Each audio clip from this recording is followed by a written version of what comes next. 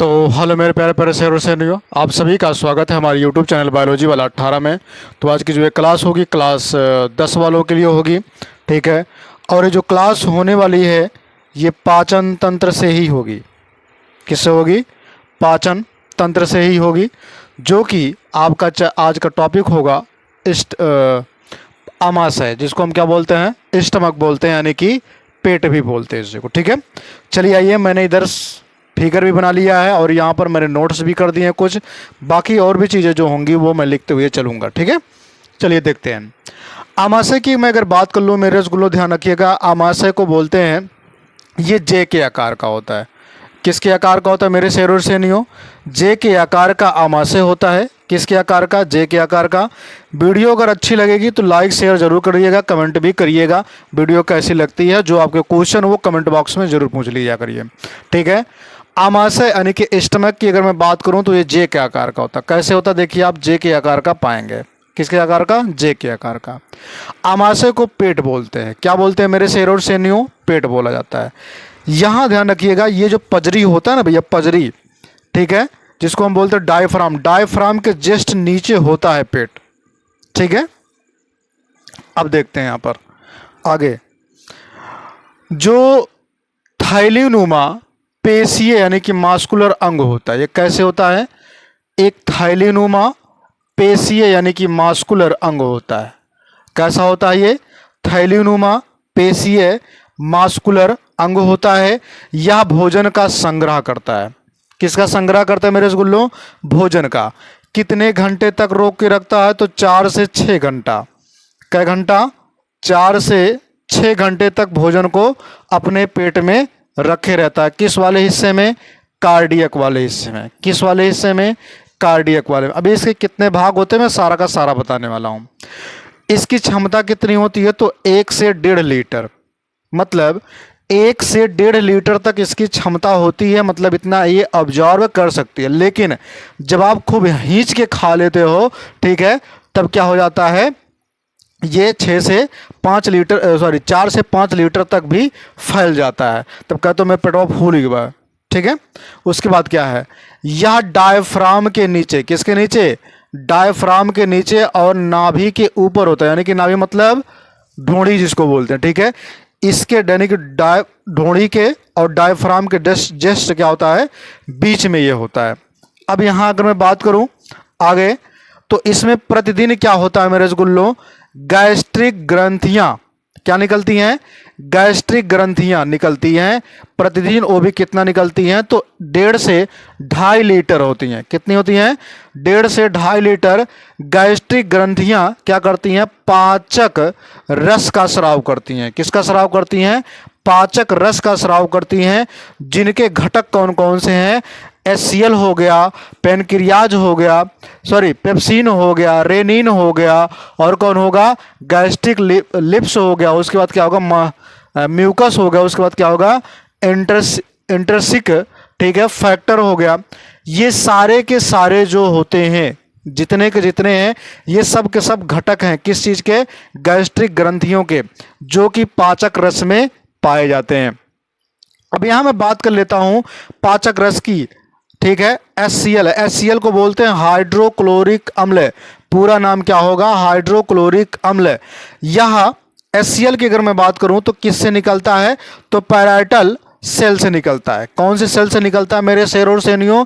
Parietal cell से निकलता है। कौन? HCl। उस HCl का स्राव पैराइटल कोशिका से होता है। इसका pH मान कितना होता है? तो 1.5 से 2 होता है। 1.5 से 2 होता है। कहीं कहीं पर 3 भी लिखा रहता है, तो उसमें कोई दिक्कत नहीं है। यानी कि सबसे कम pH मान वाला अगर होता है तो HCl होता है। HCl सबसे अधिक, ठीक है, सबसे कम pH मान का होता है और सबसे खतरनाक अम्ल है। जिसमें आप अंगुली डाल दोगे तो अंगुली आपका गल जाएगा। लेकिन दिमाग में ये आना चाहिए कि अगर अंगुली गल जाएगा तो आपके पेट में वो रहता कैसे है, जबकि आपका पेट क्या होगा, वो भी मांस का ही बना होता है। अभी धीरे धीरे हम लोग उसके बारे में भी चर्चा करेंगे, ध्यान रखिएगा।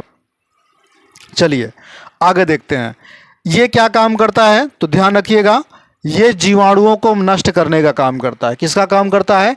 जीवाणुओं को नष्ट करता है। जो आप भोजन के थ्रू खा लेते हो, यानी कि अंदर लील लेते हो, तो उसको क्या कर देता है? ये खत्म करने का काम करता है जीवाणुओं को।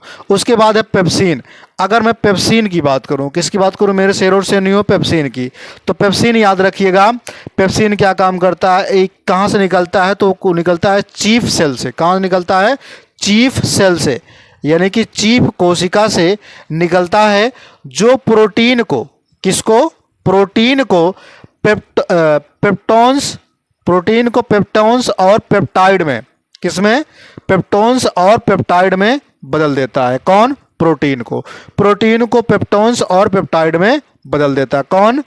पेप्सिन। ठीक है, पेप्सिन क्या काम करता है? प्रोटीन को पेप्टोन्स या फिर पेप्टाइड में बदलने का काम करता है। आगे मैं बात कर लेता हूं मेरे शेर और शेरनियों, रेनिन की।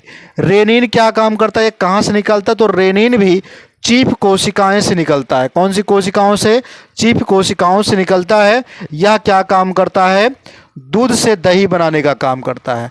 दूध से दही बनाने का काम करता है, और ये बच्चों में सबसे अधिक मात्रा में पाया जाता है। कौन?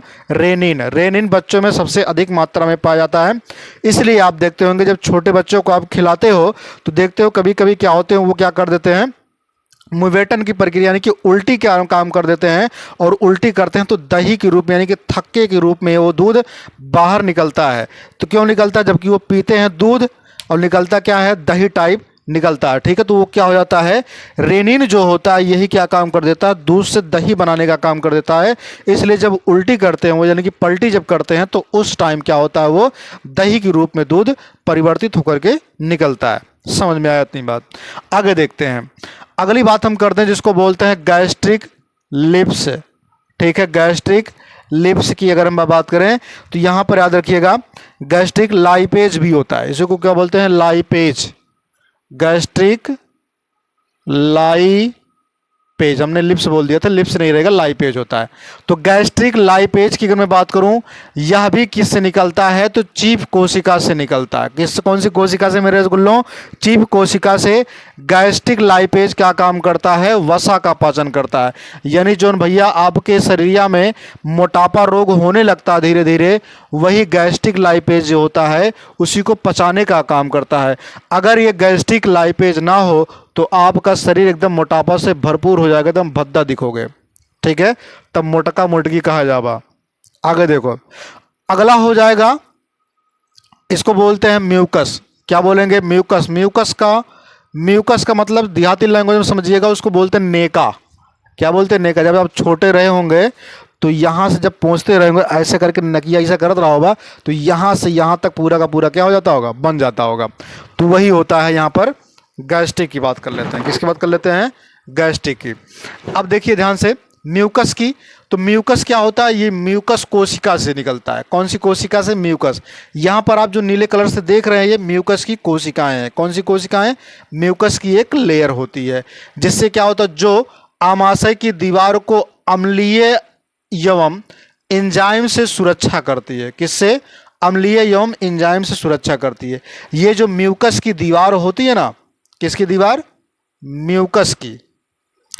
ये म्यूकस की दीवार अम्ल से रक्षा करता है। तो आपको पता होना चाहिए HCl क्या है? एक अम्ल ही है, और एंजाइम भी होते हैं, तो उसी से रक्षा करने का काम करता है। यानी कि आमाशय की परतों से चिपकने ही नहीं देता। जब आमाशय की परतों से चिपकने नहीं देगा तो जायज़ सी बात है वो क्या करेगा? जलन पैदा कर ही नहीं सकता। लेकिन कभी कभी जब आपको बीमारियां होने लगती, जैसे आपको कई प्रकार की बीमारियां होती है, जैसे कि गैस्ट्रिक होना, सूजन का आ जाना, ठीक है, और गैस का हो जाना, अल्सर का होना, ये सब चीज़ें जब होने लगती हैं तब इसमें थोड़ा बहुत छिद्र होने लगता है, जलन महसूस होने लगता है। ठीक है, अभी उसके बारे में भी चर्चा करेंगे। उसके बाद क्या होगा? ठीक है, इंट्रिंसिक। ठीक है, इंट्रिंसिक फैक्टर। इंट्रिंसिक फैक्टर की अगर मैं बात करूं तो यह पैराइटल कोशिका से निकलता है। कौन सी कोशिका से? पैराइटल कोशिका से निकलता है, जो क्या काम करता है? विटामिन B12 का अवशोषण करता है। विटामिन B12 को क्या कर लेता है? खींच लेता है। विटामिन B12 12 को। तो ये मैं सारे चीज़ें आपको बताया केवल अभी उसके घटक के बारे में, यानी कि आमाशय के जो पाचक रस होते हैं उसमें क्या क्या चीज़ें पाई जाती हैं। अभी मैंने आपको दो चीज़ें नहीं बताया, एक तो उसका कार्य, दूसरा मैंने आपको नहीं बताया है अभी तक उससे कौन सी बीमारियां होती हैं। आगे मैं बात कर लेता हूं, यहाँ पर स्ट्रक्चर ऑफ स्टमक का है, यानी कि आमाशय की आंतरिक संरचना है। तो यहाँ पर देखिएगा ये सब, इसमें 3 भाग होते हैं। कितने भाग होते हैं? 3 भाग होते हैं। तो यहाँ पर आप लिख सकते हैं कि आमाशय के 3 भाग होते हैं। कितने भाग होते हैं? 3 भाग होते हैं। पहला हो जाएगा आपका फंडिस, दूसरा हो जाएगा आपका कार्डियक, और तीसरा आपका हो जाएगा पाइलोरिक। ठीक है, फंडिक, कार्डियक और पाइलोरिक। अगर मैं बात करूं यहां पर फंडिक का, तो फंडिक वाला हिस्सा जो हो जाता है ये यहीं से लेकर के यहां तक हो जाता है। कार्डियक की मैं अगर बात करूं तो यहां से लेकर के ये वाला हिस्सा हो जाता है। कार्डियक में क्या होता है मेरे रसगुल्लो, ध्यान रखिएगा, 4 से 6 घंटे तक भोजन इसी में रुकता है, और इसी में लगा होता है रियुगी। क्या लगा होता है? रियुगी। ठीक है, जिसको हम रूजी भी कह सकते हैं। क्या कह सकते हैं? रूजी भी कह सकते हैं, जो कि अंगुली के समान संरचना होता है। क्या लगा होता है यहाँ पर? अंगुली के समान एक संरचना लगा होता है, जिसको हम रियुगी बोलते हैं। ये तब काम करता है जब आप व्रत होते हैं, यानी कि जब भैया आप किसी भी चीज़ को भूखते हैं या फिर व्रत रखते हैं, तो उस कंडीशन में क्या होता है, जब आपके आमाशय को भोजन नहीं मिलता है तो ये आपके आमाशय की दीवार को क्या कर देता है? नोचना चालू कर देता है। तो आप क्या कहते हो, मेरा पेट जो है दर्द कर रहा है, या फिर मुझे कुछ खाना चाहिए। ठीक है, या फिर कहोगे मोड़ पे पेटवा हौड़ियात बा, मड़ोरत बा। ठीक है, तो वही चीज़ कह सकते हो इसमें। अब उसके बाद यहाँ पर मैं बात कर लेता हूँ, ये इतना हो गया। एससीएल फंडिक वाले हिस्से में होता है, ध्यान रखिएगा। पाइलोरिक की मैं बात कर लेता हूँ, तो यहाँ पर क्या होता है पाइलोरिक से? ठीक है, ये यहाँ पर जठर गांठें होती हैं। क्या होती हैं? जठर ग्रंथि होती है। कौन सी होती है? जठर ग्रंथि, जिससे क्या निकलता है? जठर रस निकलता है। क्या निकलता है? जठर रस निकलता है। ध्यान रखिएगा, आमाशय में भोजन अम्लीय होता है। कैसा होता है? आमाशय में जो भोजन होता है मेरे रसगुल्लो, ध्यान रखिएगा, वो अम्लीय होता है। कैसे होता है? अम्लीय। लेकिन आपकी जो छोटी आंत होती है, यहाँ से यहाँ तक की, ये हो जाता है ग्रहणी। क्या हो जाता है? ग्रहणी, जो कि छोटी आंत का हिस्सा हो जाता है, जिसको बोलते हैं ड्यूडेनम। क्या बोलते हैं मेरे रसगुल्लो? ड्यूडेनम बोलते हैं। ये सी के आकार का होता है। कैसे होता है? सी के आकार का होता है। लेकिन इसमें और भी कुछ चीजें हो जाती हैं। ये सी के आकार का तो होता है, और यहीं पर आकर के जो है लीवर वगैरह जुड़ा होता है। लीवर जुड़ा रहेगा, और जो है यहीं पर अग्न्याशय भी जुड़ा होता है। ठीक है, जो भोजन को क्या कर देते हैं? क्षारीय बनाते हैं। क्या बनाते हैं? क्षारीय। जो आपके छोटी आंत जो होते हैं मेरे रसगुल्लों, वो एब्जॉर्ब करने का तब काम कर देते हैं, क्योंकि आपकी छोटी आंत क्या कहती है कि हमको अम्लीय भोजन नहीं चाहिए, हमको क्षारीय चाहिए। इसलिए क्षारों को, इसलिए आमाशय को क्षार बनाया जाता है। क्या बनाया जाता है? आमाशय को क्षार बना दिया जाता है। अब अगर हम बात करें यहाँ पर, तो इसको मैं रफ कर दूं। ठीक है, ये रहा। चलिए, अब हम इसके कार्य की बात करेंगे। क्या बात करेंगे मेरे रसगुल्लों? इसके कार्य की बात करेंगे। तो ध्यान रखिएगा, आप हेडिंग क्या लगाएंगे? Function of stomach. क्या लिखेंगे? फंक्शन ऑफ स्टमक, या फिर स्टमक, यानी कि आमाशय के कार्य। किसके कार्य? आमाशय के। चलिए आइए आमाशय के कार्य को देख लेते हैं। ये पॉइंट वाइज लिखिएगा। ठीक है, आमाशय के कार्य। कौन से कार्य? आमाशय के कार्य। सबसे पहला कार्य जो होता है, भोजन को अस्थायी रूप से एकत्रित करता है, यानी कि संग्रह करता है। ये क्या काम करता है मेरे शेर और शेरनियों? भोजन को एकत्रित करता है। भोजन को एकत्रित करता है, यानी कि भोजन को इकट्ठा करने का काम करता है। क्या काम करता है? इकट्ठा करने का काम करता है। उसके बाद क्या होता है यहाँ पर? भोजन को मिलाने का काम करता है या फिर मथने का काम करता है। मथना मतलब मिलाना। जैसे खैलरवा देखा था ना, खैलर खैलर, ठीक है, आप देखते नहीं हो कि उसको बल्ट मतलब उसमें रख करके भदेली में उसको बाद इसे खैलर खैला जाता है, ठीक, उसको बोलते हैं मथना। क्या बोलते हैं? मथ देना, ठीक है। तो भोजन को क्या कर देता है? भोजन को मथना, भोजन को मथना और मिलाना, भोजन को मथना और मिलाने का कार्य करता है। बढ़िया बकायदे उसको गूंद गूंद करके एकदम पूरा बढ़िया बकायदे मथ देता है, जैसे एकदम पूरा मथ करके घी निकाला जाता है, ठीक है। तो वही चीज़ है। अब इसमें हम बात कर लेते हैं, ये पाचक रस का स्राव भी करता है। किस रस का स्राव करता है मेरे रसगुल्लों? पाचक रस का स्राव करता है। कौन से रस का? पाचक रस का स्राव करता है। कौन से रस का? पाचक रस का स्राव करता है। कौन करता है? आमाशय। आगे अगली कहानी में बात कर लूं तो प्रोटीन का पाचन प्रारंभ हो जाता है, यानी कि आमाशय से ही प्रोटीन का प्रारंभ हो जाता है पचना। तो पूछा जाएगा कि ऐसा कौन सा अंग है जहां से प्रोटीन का पाचन शुरू हो जाता है? तो ध्यान रखिएगा, आमाशय से प्रोटीन का पाचन शुरू हो जाता है। किससे? आमाशय से। आमाशय से आमाशय में प्रोटीन का पाचन शुरू हो जाता है। अगली मैं कहानी अगर बताऊं तो ये जीवाणुओं को मारने का काम करता है, यानी कि बैक्टीरिया को मारने का काम करता है। जीवाणु को इंग्लिश होगी बैक्टीरिया, यानी कि जीवाणुओं को मारने का कार्य करता है।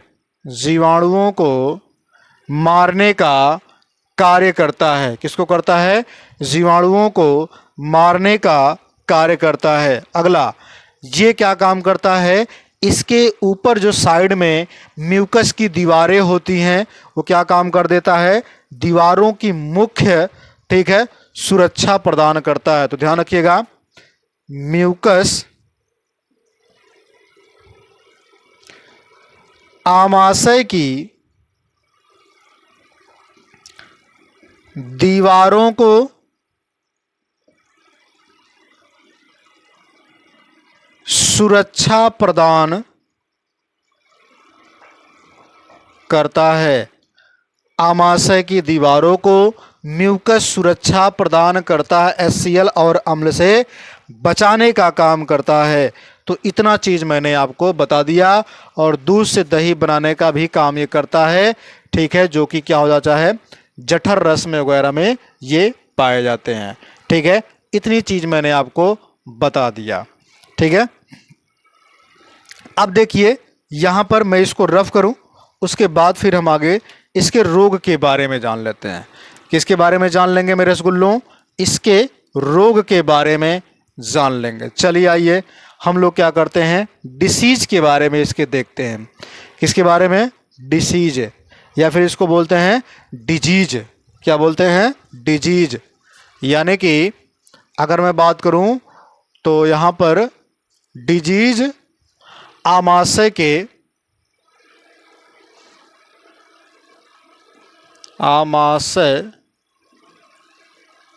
में रोग, तो क्या लिखोगे?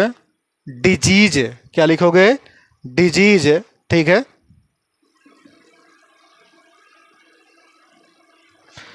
Disease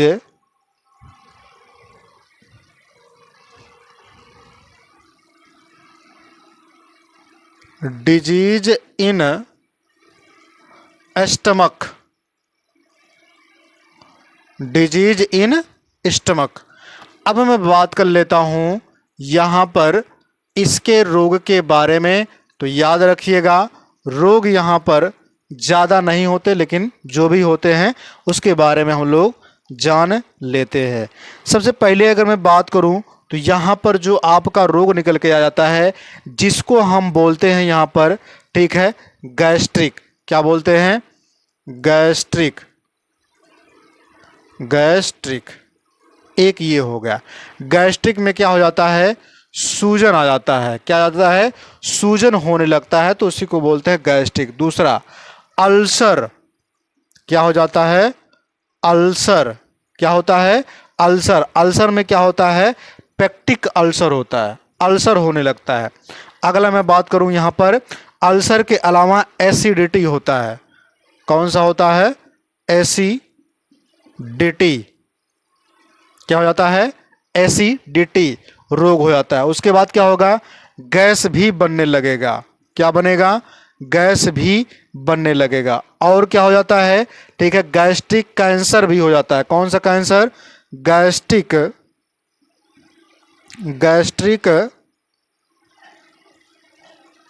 cancer. कौन सा कैंसर? गैस्ट्रिक कैंसर होने लगता है। उसके बाद यहाँ पर एक और हो जाता है बीमारी, जिसको हम बोलते हैं मेरे रसगुल्लों, GERD। क्या बोलते हैं? GERD। GERD। अब इसका आप फुल फॉर्म बताएंगे कमेंट बॉक्स में, क्या नाम होगा। मैंने यहाँ पर सारे के सारे बीमारी के नाम बता दिए। गैस्ट्रिक बता दिया, अल्सर बता दिया, एसिडिटी बता दिया, गैस बता दिया, ठीक है, गैस्ट्रिक कैंसर बता दिया और GERD बता दिया। ये सारे के सारे चीज़ मैंने आपको बता दिए जो इसमें रोग के चांसेस बनते थे। इसमें अधिक मात्रा में पूछा जाता है कि आमाशय किसके आकार का होता है। आमाशय में जो HCl होता है उसका क्षार pH मान कितना होता है और कितना लीटर इसमें जो है मतलब भोजन एकत्रित हो सकता है, यानी कैपेसिटी इसकी कितनी हो जाती है। उसके बाद है यहाँ पर जो है पेप्सिन्स क्या काम करता है। कौन? पेप्सिन्स क्या काम करता है। उसके बाद है आमाशय की दीवार किसकी बनी होती है। ये सारे के सारे क्वेश्चन आपसे पूछे जा सकते हैं, ठीक है।